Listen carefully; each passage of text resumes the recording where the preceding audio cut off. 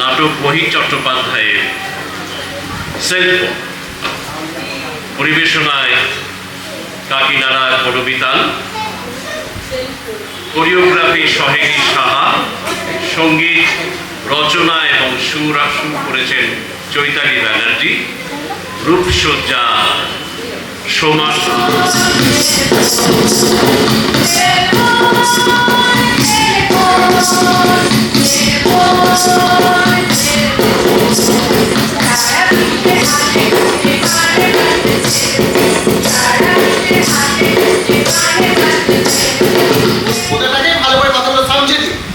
কাল বিয়ে বাড়িতে 5 জনের সামনে যেভাবে নেগোসটা আমার সাথে কথা বললো, তাতে আমার মান সম্মানে আর কি বাকি রেখেছে?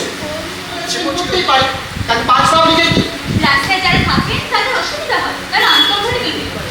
যারা এই সমস্ত কথা বলে সেসব ন্যাটা নন্দলাদের কাছে আমার জিজ্ঞাসা, রাস্তায় গাড়ি ঘোড়ার হর্নের আওয়াজ অবিরামে কান ফাটাচ্ছে না? তখন তো এই হাইপার সেন্সিটিভ মানুষরা বেমালুম হজম করে যাচ্ছে। শুধু রাস্তা, আকাশের প্লেন থেকে ঘেউ কুকুর পর্যন্ত প্রতিদিন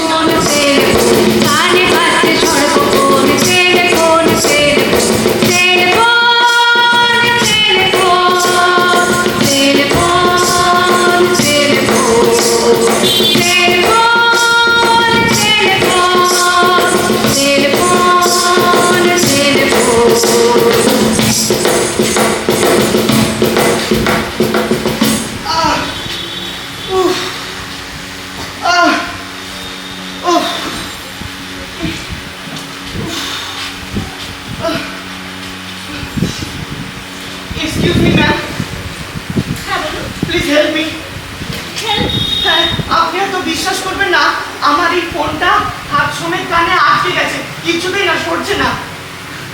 মানে আপনি বলতে চাইছেন যে এই ফোনটা আপনার কানে আটকে আছে? হ্যাঁ, ঠিক তাই হয়েছে। What a joke! No, really this is not a joke. কিন্তু আশ্চর্য ব্যাপার, কি করা যায় বলুন তো? কি করবেন তা তো আমি বুঝতে পারছি না। আপনি এক কাজ করুন, সোজা হাসপাতালে চলে যাবেন। কেন? খেয়ে কানটা কাটিয়ে ফেলেন, কানটা কেটে ফেলবো, এছাড়া তো কোনো উপায় আমার মাথায় আসে না ভাই। চলি, হ্যাঁ কেমন? উপায় তো বলে দিয়ে যাবে। এই কি রে?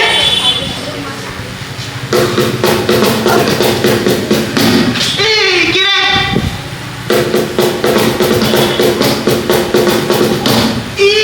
কি আপনি? আমার সঙ্গে এসব খিচির মিচির করিস না। ভাব করে তুই আমাকে ডাকলি যখন ভাব তো করাই উচিত। আবার সেই কথা, আমি আপনাকে কখনো ডাকিনি। দেখেছিস, হ্যাঁ? আমার নাম মিস্টার গাইড। গাইড? আরে বাবা, তোর প্রবলেমে তুই তোর গাইডকে ডাকবি না?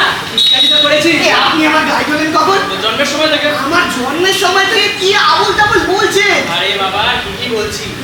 সব মানুষের সঙ্গে এমন একজন গাইড থাকে। আরে তুই এই রুমের বাইরে থাকতে পারিস, ব্যাপারটা বোঝার চেষ্টা কর। ধর তোর মনে একটা ইচ্ছে থাকে, ইচ্ছেটা মেটাতে গেলে তার ফল ভালো কি মন্দ ঠিক ঠিক বুঝতে পারছিস না। ঠিক তখনই এই তোর মনে এটা একটা ঢাকা হলো। ক্লাস 1 এর বাচ্চারাও তো বলে দেবে। আচ্ছা তাই 100 কে 20 দিয়ে ভাগ। ও তার মানে 5 20 100। আচ্ছা, তার মানে 100 থেকে 20 5 বার বাদ দেওয়া হয়, 5 বার। শোনো না না, বসে শুনতে হবে। তালিকা 100 থেকে 20 মাত্র একবার বাদ দেওয়া। একবার। প্রথমে 100 থেকে 20 বাদ দিলি, তাহলে রইল কত? তাহলে 80। এবার 20 বাদ দিবি 80 থেকে, তারপর 60 থেকে, তারপর 40 থেকে, শেষে 20 থেকে। তাহলে 100 থেকে 20 কতবার বাদ দেওয়া যায়? একবার। আরে এটা তো দাদাগিরির গুগলি হয়ে। আরে বাবা, দাদাগিরি বুঝলে তো এরকম উত্তর চায়। আচ্ছা ঠিক আছে, এবার কি বাবা? ওরা ধরে নিয়ে যেতে হবে। কারা? জম্বি? জম্বি? জম্বি তো মুভিতে দেখেছি। লিভিংতে মগজের দিক থেকে মরে গেছে, মগজের আন্ডারটা ঘুরে বেড়ায়। পৃথিবীতে আর জায়গা নেই, তাই নরকে দেশ ঘুরে বেড়ায়। এই যে তোর মতো যাদের মগজ ফাঁকা হচ্ছে, তাদের জঙ্গি বানানো সহজ। শূন্য মগজে শয়তানের কারখানা। কি কি কি? নরক।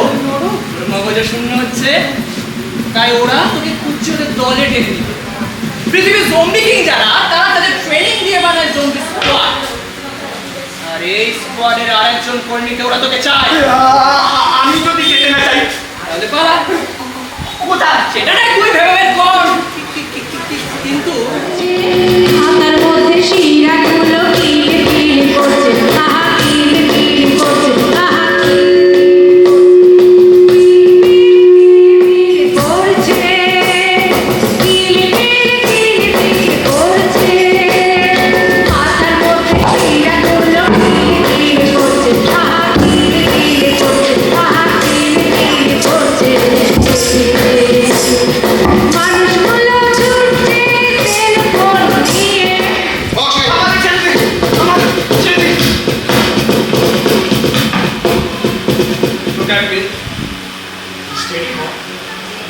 তোমাকে এত স্যাটার্ড আছে, ওরা নিশ্চয়ই তোমাকে মারধর করেনি, সেটা তো অর্ডার ছিল। এখানে অর্ডারের বাইরে কোনো কিছু করার নিষেধ। আমার দিকে তাকাও। I said look at me. এই যে এই মেশিনটা দেখছো, এটা এক ধরনের টিকিট। এটার মাধ্যমে এদেরকে সব কিছুর সঙ্গে যোগাযোগ রাখা সম্ভব। আমাকে ছেড়ে দিন, আমি বাড়ি যাবো। এখন এটাই তো তোমার বাড়ি। আর এই যে যারা তোমাকে ধরে নিয়ে এই এখন তোমার জম্বি কি দোষ করেছে? হ্যাঁ বুঝতে পারছি, জম্বি ফিল্ম দেখে দেখে এরকম অবস্থা হয়েছে, কিন্তু নিজে একজন জম্বি, তোমার মতোই একজন মানুষ।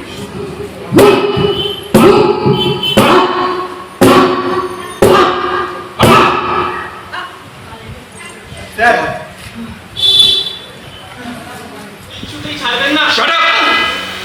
ওর সাথে একজন থাকো। আরে এই যে তুমি, চলে আসো।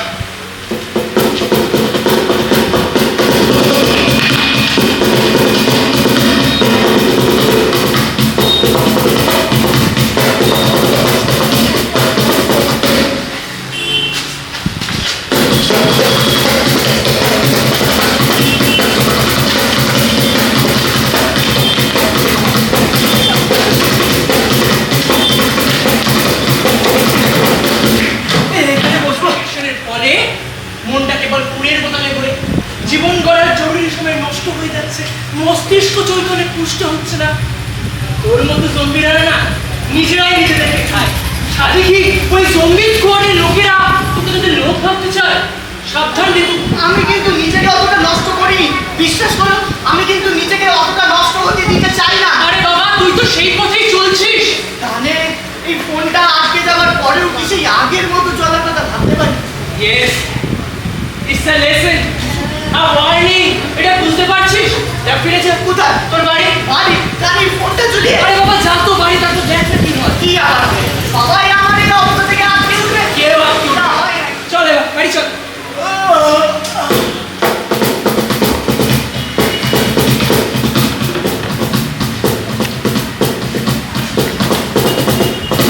তাই তো বলি একসঙ্গে সে কোন থাকুক, সময় সুযোগ থেকে ব্যবহার করুক।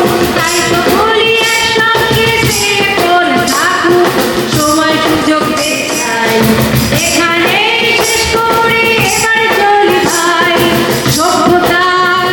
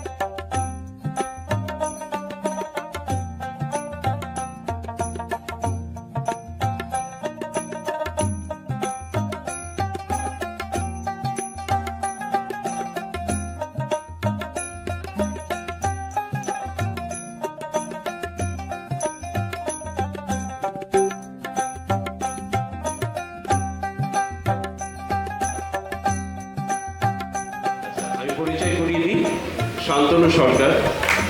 ও লাইটটা করেছে আমাদের দলের প্রবীণ সদস্য। সহেলি সাহা এই নাটকের যেটা কোরিওগ্রাফি দেখলেন সহেলি করেছে। মানবিকা গুহ খুব ভালো অভিনয় আছে, কিন্তু আজকে এই নাটকে ও কোরিওগ্রাফির মধ্যেই রয়েছে, আর ছোট পাঠ করেছে। আর সুবর্ণ ঘোষ, রূপম এরা নতুন নাকি।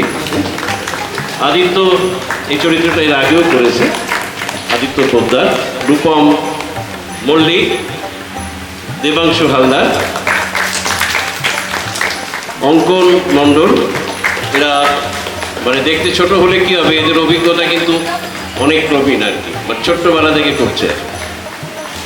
রানুশ্রী মল্লিক, চৈতালি ব্যানার্জি এই গানগুলো রচনা করেছে এবং সুর দিয়েছে। আমাদের সুজাতা হালদার একজন সঙ্গীত শিল্পী, ওকে আমরা এই নাটকে পেয়েছি।